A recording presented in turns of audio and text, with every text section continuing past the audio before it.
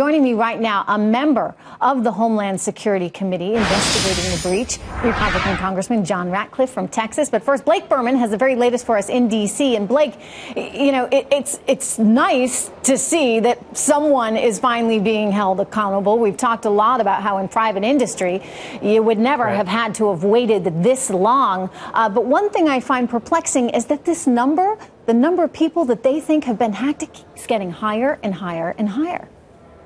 All right, so I'll try to walk you through it real quick. You'll remember back in April, the Office of Personnel Management said the breach only extended to 4 million. And here's the key: government employees, Trish. Well, now we know the OPM says the scope is much wider than government employees. They say it's highly likely anyone who underwent a background investigation through the agency since 2000 has been affected.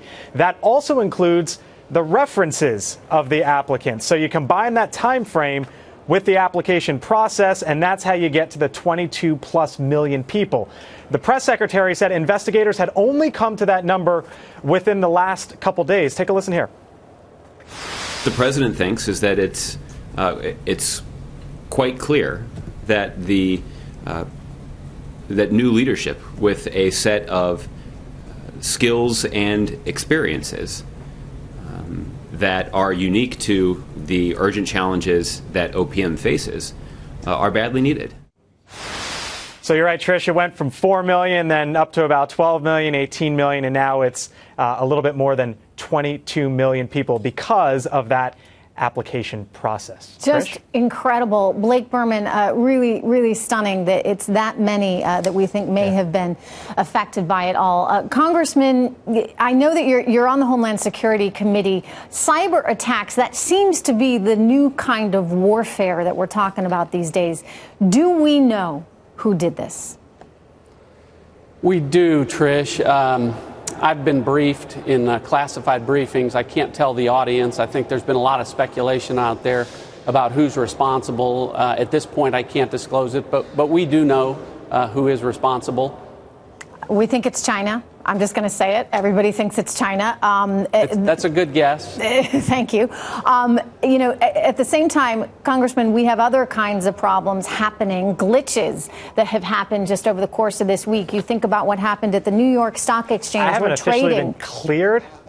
Where trading had to be halted there at the NYSE. You think about United that had the problems with their flight systems. And I want to share with you, sir, a report from the GAO that came out in April of this year. And they mentioned here that one of the concerns is, one, protecting air traffic control information systems, protecting aircraft avionics used to operate and guide aircraft, and clarifying cybersecurity roles and responsibilities among multiple FAA offices. This GAO report went on to say that airlines are vulnerable to hack attacks. Modern aircraft are increasingly connected to the internet, they write. This interconnectedness can potentially provide unauthorized remote access to aircraft avionics systems. You know, it's starting to get everyone, I think, pretty concerned, pretty worried. What is it that government needs to be doing to prevent stuff like we saw at the Office of Personnel Management, or we might see at airlines?